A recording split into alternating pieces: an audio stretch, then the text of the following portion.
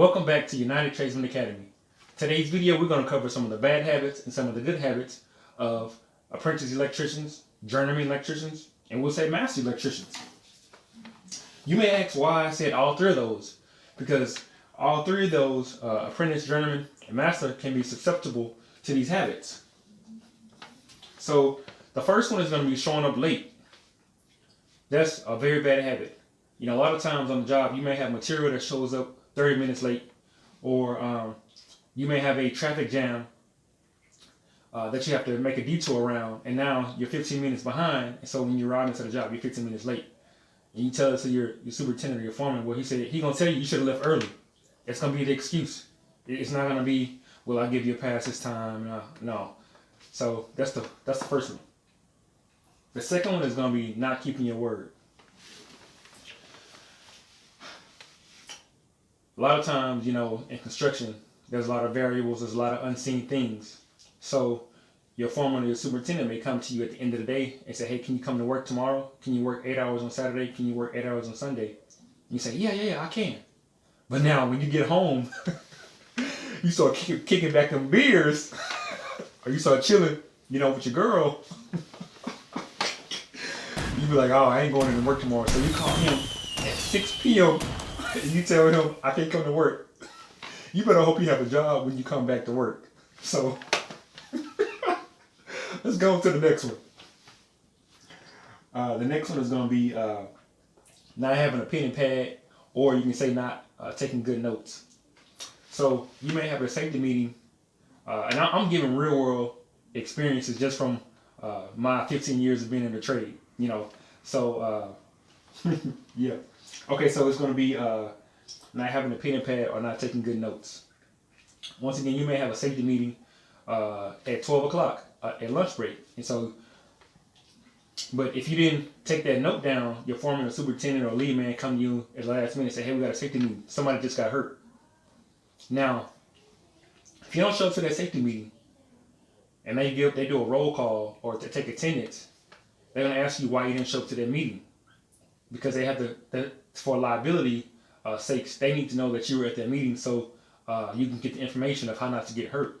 But if you don't show up, it's going to look bad, you know, that you didn't get the information. And when you get hurt, they're going to say, well, didn't you give the guy proper safety training? Didn't he come to the meeting? Well, no, it doesn't show that didn't come to the meeting. So if you're not taking good notes, then you're going to be left behind. So the fourth one is going to be being confrontational. Now, when you're being confrontational, nobody's not going to work with you. You're going to have the reputation around the job that the guy has attitude. He's not a team player. Nobody wants to work with him. And you know what that means? That means that you're not going to be productive. Because when you need some material that you don't have in your material cart and you go ask somebody, hey, can I get a coupling connector?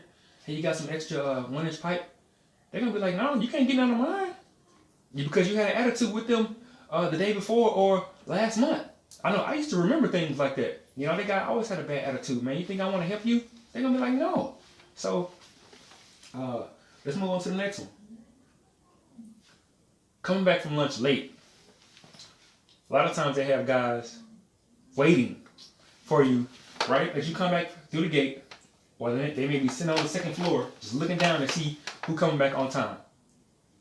And that's a surefire way to get fired real fast. And also, too, once the job winds down, they're going to take an attendance roll to see who came in work early, who was here on time, who came back from late. You know, that's all going to make a difference. That's all going to make a difference. That's all going to make a difference in if you stay on the job or not, or if you stay with their company or not. So the next part is going to be acting as if you know it all. A lot of times there's things that's not on the blueprints. So a lot of the direction sometimes comes directly from the superintendent, because he may have talked to the architect or he may have talked to the engineer. And the way you may have normally ran some pipe, well, you can't do that because it's going to cause a structural issue. So you may have to change the design up. But if you're going to run it as if you already know, then you're going to be making a mistake. So acting as if you know it all, or not wanting to ask questions. Or I've done this 1,000 times. I'm a master electrician. I'm a journeyman electrician. I'm an apprentice. I've been doing this 10 years. So acting as if you know it all can really get you in a lot of trouble. The next one is the last one. I don't want to go too long, but the last one is going to be cell phone usage. If you're walking, you got that cell phone, and someone has to blow their horn for you to look up because they almost hit you with the forklift, or they almost ran over you with the backhoe, or your superintendent may be standing on the 5th floor and he's looking down at you, standing on your phone, and it's not lunch break, or it's not break time. He's gonna say, man, why are we paying this guy? We're not paying him to be on his phone. Get his ass out of here. So that's the last one. It's number 7. All right, so now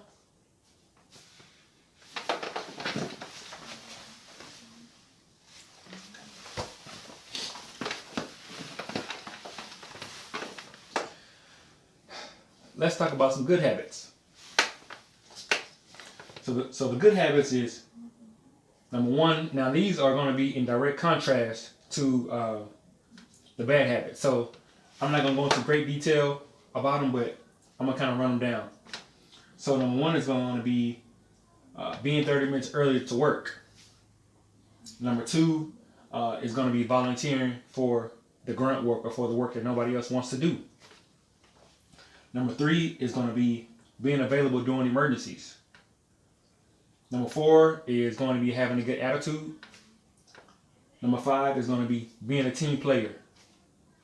Number 6 is going to be being honest. Number 7 is going to be taking good notes, or having a pen and a pad to write your notes down with. Now, you may ask yourself why I need to change, or why I need to have more good habits than bad habits. Well, if you want to be an electrician and you actually want to grow in this trade, all those good habits are going to be what's going to make you be ready for that promotion, or it's going to put you in line to be promoted, or it's going to get you recognized to be promoted. Just when I was a young apprentice, I used to ask to do the grunt work. I used to ask to dig. I didn't care what it was. I would do whatever it took. I didn't say I want to run pipe. I don't want to dig.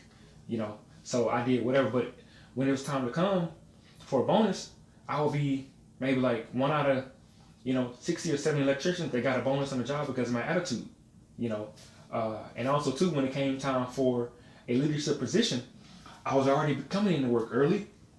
I was already volunteering for work. I was available during emergencies.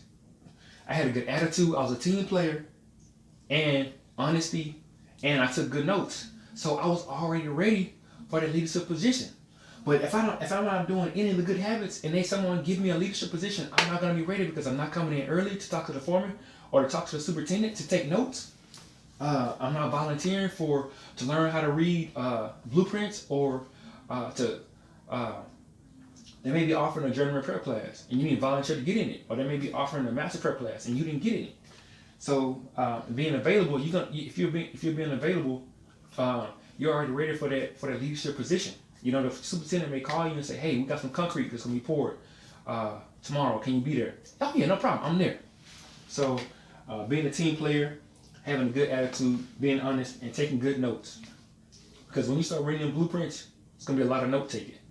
I got 15 years of electrical experience. I got my journeyman license, got my master electrician license, and I also have my electrical contractor's license. So these habits that I'm giving are from my own experience, not from anybody else's. These are from my experience that allow me to grow in the trade, and also too, some of the bad habits I had, it made me kind of fall back too, until I came to realize, I was hurting myself. But once I started to change some of those good habits, I started to just grow. So man, if you found this video inspirational, informational, please hit the thumbs up. Come on, man, subscribe to the channel. Let's grow. United Tradesman Academy. It's more young apprentices out here that need to know this, so we can make this trade better, and also too, we can just be better human beings. Give me a thumbs up, man. Drop a comment below. We'll see y'all next time. United Tradesman Academy.